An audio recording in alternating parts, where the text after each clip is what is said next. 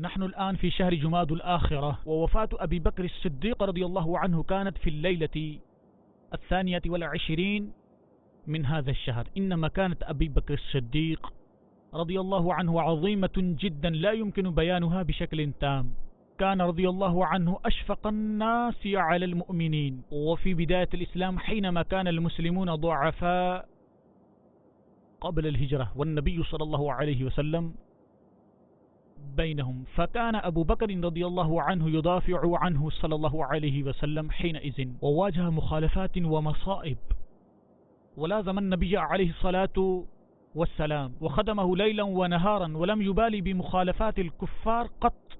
هذا يدل على غاية محبته للنبي صلى الله عليه وسلم. أستطيع أن أقول ولو لم أقرأه في كتاب لكنه يخطر في بالي إن أبا بكر الصديق أحب النبي صلى الله عليه وسلم حبا خالصا خالط لحمه ودماؤه وعظامه وروحه.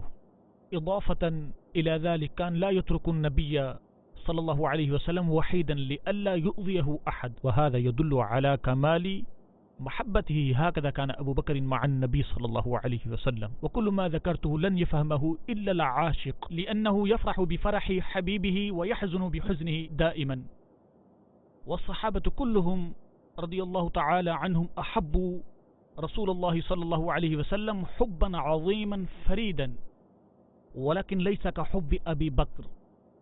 هذا الحب الذي فاق حب المال والولد والأهل والبلد، بل فاق حب الدنيا جميعها. لهذا نسميه بالعاشق الأكبر. وردت أحاديث كثيرة تشهد لما أقول. وكان أشجع الناس في الحقيقة رضي الله تعالى عنه، حتى تجد روايات كثيرة عن علي رضي الله عنه في هذا الباب. على كل، نقل الإمام البخاري رحمه الله في صحيحه عن عروة بن الزبير قال: سألت ابن عمرو بن العاص أخبرني بأشد شيء صنعه المشركون بالنبي صلى الله عليه وسلم. قال: بين النبي صلى الله عليه وسلم يصلي في حجر الكعبة إذ أقبل عقبة بن أبي معيط فوضع ثوبه في عنقه فخنقه خنقا شديدا، فأقبل أبو بكر رضي الله عنه حتى أخذ بمنكبه ودفعه عن النبي صلى الله عليه وسلم. قال: أتقتلون رجلا أن يقول ربي الله؟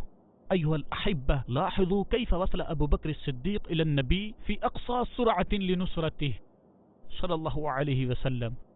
وقد وردت له مواقف كثيرة مثله في كتب الآثار، كما قال عنه صلى الله عليه وسلم: أرحم أمتي بأمتي أبو بكر رضي الله عنه.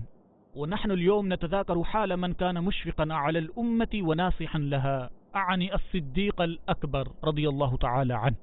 حقا كانت جوانب عظيمة في شخصيته رضي الله تعالى عنه.